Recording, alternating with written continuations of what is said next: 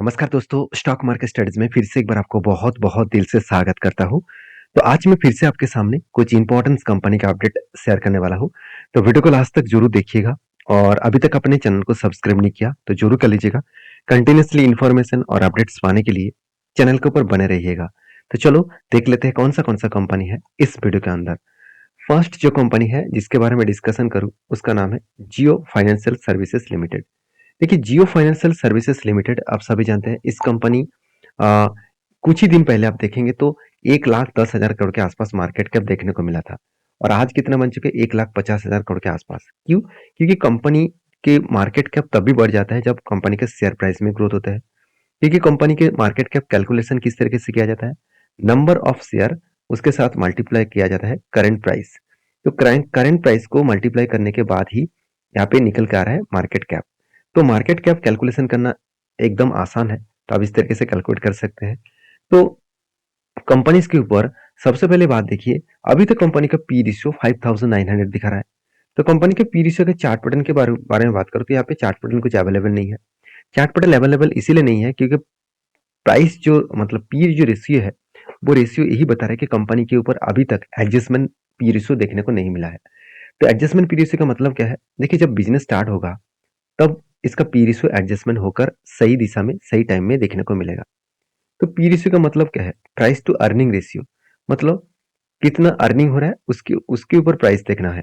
तो price to earning ratio अभी तक तो शुरुआती बिजनेस नहीं हुआ है, तो इसलिए प्राइस टू अर्निंग रेशियो ज्यादा देखने को मिला। तो इस टाइम में भी कंपनी क्या कह रहा है, डेप फ्री कंपनी है, कोई भी डेप नहीं है। अगर इसका कंपटीटर के बारे में बात करूं तो जियो फाइनेंस में एक चीज आपको देखने को मिलेगा कि कंपनी के ऊपर कोई भी डेप नहीं है और कंपनी का सेल्स का ग्रोथ बहुत शानदार है। करीबन 608 करोड़ के आसपास कंपनी इस बार सेल किया। तो कंपनी के क्वार्टर रिजल्ट के बारे में बात करूं, आप देख सकते हैं 608 करोड़ का टोटल नेट प्रॉफिट देखने को मिले। सेल्स कंपनी का कितना हुआ? सेल्स हुआ करीबन 608 करोड़ और कंपनी एक्सपेंस को कंट्रोल करने के बाद 668 करोड़ के आसपास कंपनी का टोटल नेट प्रॉफिट हुआ। अभी सबसे बड़ी बात क्या है, आप देखेंगे तो कंपनीज के ऊपर अदर्स इनकम जो दूसरों 218 करोड़ के आसपास अदर्स इनकम देखने को मिला। अभी 218 करोड़ के आसपास अदर्स इनकम कहाँ से आया? आप देखेंगे तो अदर्स इनकम नॉर्मल, तो इसका मतलब कंपनी कुछ जगह पे इन्वेस्टमेंट करके रखे थे। कभी कभी होता क्या है, बिजनेस कंपनी खुद के बिजनेस के कुछ कुछ सेक्टर को बेचते भी है, तो जहां से कंपनी का अदर्स इनकम हो जाता है और दूसरे कंपनी के ऊपर इन्वेस्टमेंट भी करके रखे थे शायद, उससे भी कंपनी की इनकम हो सकते हैं। तो कहने का मतलब है कि कंपनीज के ऊपर जो फिलहाल की सिचुएशन है वो बहुत शानदार देखने को मिला है। अगर कंपनीज के में यहाँ पे देख सकते हैं, इन्वेस्टमेंट परचेज के बारे में बात करूँ तो कंपनी इस बार हाईएस्ट इन्वेस्टमेंट परचेज की 3,400 करोड़ के आसपास। तो और इन्वेस्टमेंट सोल्ड के बारे में बात करूँ तो कितना 2,300 करोड़ के आसपास सेल किया। तो ये जो इन्वेस्टमेंट परचेज और जो सेल किया, इस कारण के वजह से कंपनी को एक्स्ट्रा फायदा मिला, एक्स्ट्रा प्रॉफिट यहाँ से मिला।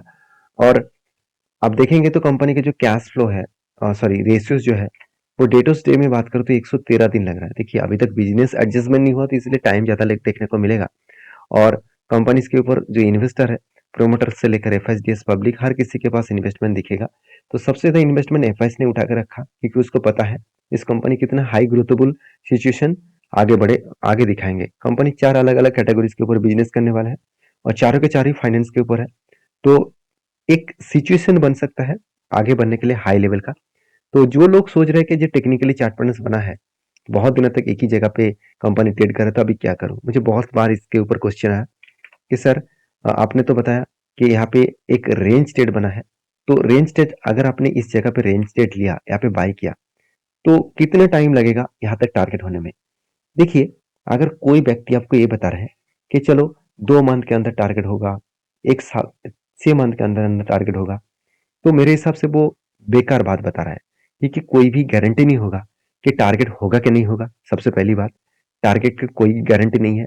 जो लोग आपको ये बता रहे हैं कि 100% टारगेट होगा, वो भी आपको गलत बात बता रहा है। क्योंकि कोई भी एंट्री के बाद कोई भी टारगेट 100% होगा और कब होगा इसको किसी को पता नहीं है। हाँ, एक प्रिडिक्शन करके चलना पड़ेगा। देखिए जैसे प्रिडिक्शन यहाँ पे क्या हुआ, आप ध्यान से देखेंगे तो यहाँ पे क्या बना, एक रेंज बना। एक रेंज बनने के बाद देखिए ऊपर साइड से क्या हुआ, इसी लेवल से कंपनी बिग क्रैश हुआ और यहाँ से यहाँ तक गया, मतलब एक रेंज क्रिएट हुआ। तो जब भी यहाँ पे रेंज फिर से बना तो देखिए यहाँ पे क्या बना, 2 बार, एक बार रेजिस्टेंस और एक बार क्या बना, सपोर्ट बना। फिर से एक बार रेजिस्टेंस, फिर से एक बार सपोर्ट बना। जो फर्स्ट टाइम एक बार, यहाँ पे एक बार, यहाँ पे दो बार, यहाँ पे दो बार। जब दो बार यहाँ पे सपोर्ट रेजिस्टेंस बने, तो सेकेंड टाइम जहाँ पे सपोर्ट बनेगा तो वहाँ पे एंट्री बनेगा। तो यहाँ पे ये जो रेंज है, ये रेंज इजी तरीके से टारगेट ना दे पाए, मुझे लगता है थोड़ा सा टाइम भी लगेगा। मगर जिस तरीके से वॉल्यूम वीक होता जा रहा है, मुझे लगता है यहाँ से करेक्शन होने का चांसेस बहुत कम है। यहाँ से रिवर्सल करके टारगेट अचीव कर सकते हैं।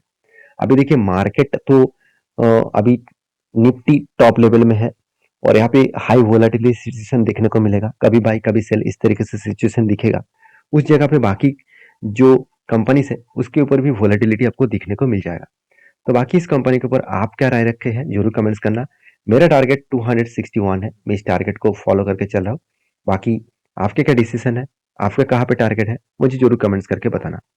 नेक्स्ट जो कंपनी उसका नाम है ईजीटी प्लानर। देखिए इस कंपनी के ऊपर बहुत सारा मैं वीडियोस आपके साथ शेयर किया हूँ और बहुत बार मुझे कमेंट्स भी आते रहते हैं कि सर कंपनी इतना अच्छा खासा है और कंपनी ने बहुत बड़ा प्रोजेक्ट भी हैंडल किया, साथ ही साथ कंपनी एक कंपनी को एक्विजिशन भी किए, तो क्या इस कंपनी का भी ग्रोथ होने वाला है? देखिए कंपनी का जो परफॉर्मेंस है उसमें कुछ कमियां देखने को नहीं मिलेगा। अगर मैं इस कंपनी के ऊपर बात करूं तो कंपनी का जो ग्रोथ है आपको अच्छा इसीलिए दिखेगा क्योंकि इसका कंपटीटर जो है ई कॉमर्स बिजनेस में, तो यात्रा ऑनलाइन है और इजी टी प्लानर है, दोनों ही कंपनी है। तो इस कंपनी के ऊपर आप देखेंगे तो क्वार्टरली जो रिजल्ट है वो सेल्स लगातार बढ़ता हुआ देखने को मिले, अलग लेवल का सेल्स का ग्रोथ देखने को मिले, हर क्वार्टर्स को कंपनी बीट करके आगे बढ़े और उसी बेसिस में एक्सपेंस को कंट्रोल किया। और उस बेसिस में देखिए नेट प्रॉफिट का जो मार्जिन है, पहले 2020 में नेगेटिव प्रॉफिट मार्जिन चला गया था, उसके बाद देखिए 60% के आसपास ऑपरेटिंग प्रॉफिट मार्जिन देखने को मिला, उसके बाद 2022 में 37%, इस बार फिर से बढ़ के हो चुके 56%। तो ग्रोथ तो है, ग्रोथ तो अच्छा खासा है। तो किस बेसिस में शेयर में करेक्शन हो रहा है? देखिए कभी कभी कंपनीज के ऊपर यही तो सबसे बड़ी खेल है। जो लोग सोच रहे हैं कि शेयर भाग रहा है तो वो कंपनी बेस्ट है, जो शेयर गिर रहा है तो वो कंपनी बेकार है। तो ये जो मेंटेलिटी है इसको सबसे पहले आपको खत्म करना पड़ेगा। जो कंपनी भाग रहा है वो सही है कि गलत है वो उसको परफॉर्मेंस के ऊपर दिखेगा। जो कंपनी गिर रहा है उसका फंडामेंटल फाइनेंशियल ठीक है, तो आपको उस कंपनी को बेकार मत कहिए, उस कंपनी भी बेस्ट है। आज आपको तेजी नहीं दिखा है, जब तेजी देखना स्टार्ट होंगे तो रुकेगा नहीं। इस तरीके से बहुत सारे एग्जांपल है, जैसे आईटीसी के ऊपर। आईटीसी लास्ट 5 ईयर्स तक कंपनी का रेंज एक ही रेंज के ऊपर कंपनी ट्रेड किया और जब ब्रेकआउट हुआ कोविड के बाद तो पीछे मुड़ के नहीं देखा, आज लाइफ टाइम हाई के ऊपर है। तो कहने का मतलब है कि कंपनी के ऊपर अगर भरोसा है, कंपनी के बिजनेस के ऊपर, कंपनी के फंडामेंटल फाइनेंशियल के ऊपर, तो आज जो शेयर गिर रहे हैं तो इसका मतलब आपको एक बिग डिस्काउंट प्राइस में शेयर खरीदने का मौका दिया जा रहा है। तो कंपनीज के ऊपर सबसे बेस्ट पॉइंट मुझे कहाँ पे लगा आप जानते हैं? कंपनी का बैलेंस शीट। आप ध्यान से देखेंगे तो कंपनीज के ऊपर जो ट्रेड रिसीव हुआ, आप ये देखेंगे तो कंपनी इस बार हाईएस्ट ट्रेड रिसीव किया, करीबन 194 करोड़ के आसपास। जब कंपनी का इतना हाईएस्ट ट्रेड रिसीव हुआ, उसके साथ साथ कंपनी के कर्जा भी इसलिए इस बेसिस में लिया गया। देखिए कर्जा कंपनी लॉन्ग टर्म के लिया, लॉन्ग लॉन्ग टर्म के लिए लिया, सॉरी शॉर्ट टर्म के लिए लिया। मतलब बिजनेस करंट ईयर में मिला तो करंट ईयर में उसको खत्म करना पड़ेगा, तो इसलिए कंपनी क्या किया, कर्जा उठा लिया। कोई बात नहीं, कर्जा उठाने के बाद भी कंपनी का डेप्थ कितना बना, 0.19 के आसपास, तो इसका मतलब उतना ज्यादा डेप्थ नहीं है। तो कंपनी के ऊपर एज ए इन्वेस्टर शायद इसीलिए कंटिन्यू कर रहा है क्योंकि कंपनी के ऊपर कुछ नेगेटिविटी तो उतना ज्यादा नहीं देखने को मिले। हाँ बीच में कुछ पॉइंट्स भी मेजर आपको आपके साथ डिस्कशन किया गया था। तो आप देखेंगे तो फाइनली जो टेक्निकली चार्ट पैटर्न बना, जिस तरीके से एक सेल अप मूवमेंट है, और मैंने आपको ये भी बताया कि यहाँ पे एक strongly support zone company face कर रहा है। इस सपोर्ट में कंपनी आगे बढ़ेंगे कि नीचे आएंगे, उसका तो फ्यूचर में आपको देखने को मिलेगा। फिलहाल के लिए इसके ऊपर मैंने कोई ट्रेड नहीं लिया क्योंकि कोई भी यहाँ पे ट्रेड लूंगा तो उससे पहले कुछ पैटर्न्स मुझे देखना चाहिए। अगर यहाँ से देखिए रिवर्सल करके कब बना, उसके बाद एक हैंडल क्रिएट किया, तो मैं जरूर यहाँ पे एक टेल लूंगा। तो फाइनली यहाँ पे जो जिस तरीके से यहाँ पे पैटर्न्स हुआ, जिस तरीके से इस लेवल बना, तो मुझे लगता है यहाँ से करेक्शन होने का चांसेस भी दिखेगा। अगर करेक्शन हो तो नीचे जो स्ट्रांगली इसका सपोर्ट है 29 रुपीज के आसपास, इस लेवल तक आने का चांसेस रहेगा। बाकी इस कंपनी के ऊपर आपके क्या राय है जरूर कमेंट्स करके बताना। नेक्स्ट जो कंपनी उसका नाम है सुजोन एनर्जी लिमिटेड। देखिए इस कंपनी के ऊपर बहुत सारे लोग मुझे कमेंट्स किया, क्या सर इस कंपनी के ऊपर लॉन्ग टर्म के लिए निवेश करना चाहिए? देखिए as a long term investor जो लोग लॉन्ग टर्म के लिए सोच रहे हैं, वो सबसे पहले इस कंपनी के ऊपर एक बार डिटेल्स में एनालिसिस करना, उसके बाद काम करना, क्योंकि कंपनी के ऊपर फ्यूचर का विजन क्लियर है कि कंपनी आगे बढ़ने का कैपेबिलिटी रखेंगे, क्योंकि स्विट्जरलैंड एक अकेला एक कंपनी है जो विंड प्रोजेक्ट के ऊपर सबसे ज़्यादा काम करते हैं। तो विंड एनर्जी के ऊपर सबसे ज़्यादा काम करते हैं और जिस प्रोजेक्ट के ऊपर गवर्नमेंट सबसे ज़्यादा फोकस रखे है, वो है ग्रीन एनर्जी। ग्रीन और क्लीन एनर्जी के ऊपर ज़्यादा ध्यान दिया है। तो इस कंपनी का ग्रोथ आज जो कोविड के बाद धमाका परफॉर्मेंस हुआ, वो यही कारण है। गवर्नमेंट इसको पुश किया, गवर्नमेंट का अनाउंसमेंट के कारण ही इस कंपनी के ऊपर पुश हुआ। क्या सही में उस तरीके से पुश हुआ? देखिए, एक चीज़ मैं आपको बता दूँ, कंपनीज़ के ऊपर ध्यान दीजिएगा एक चीज़ को। कंपनी के प्रॉफिट एंड लॉस में एक चीज़ मैं आपको बता दूँ कि कंपनी कहाँ पे प्रॉब्लम्स है। कहाँ पे प्रॉब्लम्स मतलब कंपनी देखिए आपको 2023 में एंड ऑफ 2023 में कंपनी आपको बहुत बड़ा प्रॉफिट दिखा दिया। तो बहुत सारे लोग खुश हो जाएंगे कि सर बहुत ज़्यादा प्रॉफिट कंपनी दिखाया, जो पिछले बार लॉस था उससे कई गुना ज़्यादा कंपनी प्रॉफिट हो गया। ऐसे बिल्कुल मत सोचिए। कंपनी का जो कोर बिजनेस है, कंपनी का जो मदर बिजनेस है, वहाँ पे कंपनी का सेल्स डाउन हो गया। कंपनी एक्सपेंस को कंट्रोल करने के बाद आप देखेंगे 900 करोड़ से ऑपरेटिंग प्रॉफिट 800 करोड़ हो गया। तो इसका मतलब जो कंपनी का प्रॉफिट ग्रोथ है वो कहाँ से आया इतना? वो आया आदर्श इनकम से। आदर्श इनकम मतलब कंपनी ने कुछ बिजनेस को बेचा, इसके चलते कंपनी के हाथ में पैसा आया। कितना? 2700 करोड़। और इस पैसे को कंपनी क्या किया? खुद के जेब में रख दिए। कंपनी बिजनेस के ऊपर रख दिया और कंपनी कुछ जितने सारे इन्वेस्टर है उसको आज तक डिविडेंड भी नहीं दिया और एक्स्ट्रा फैसिलिटी भी नहीं दिए। और कंपनीज के ऊपर जो अभी देखिए कंपनी का सेल्स ग्रोथ क्या है? नेगेटिव है, अभी भी नेगेटिव है।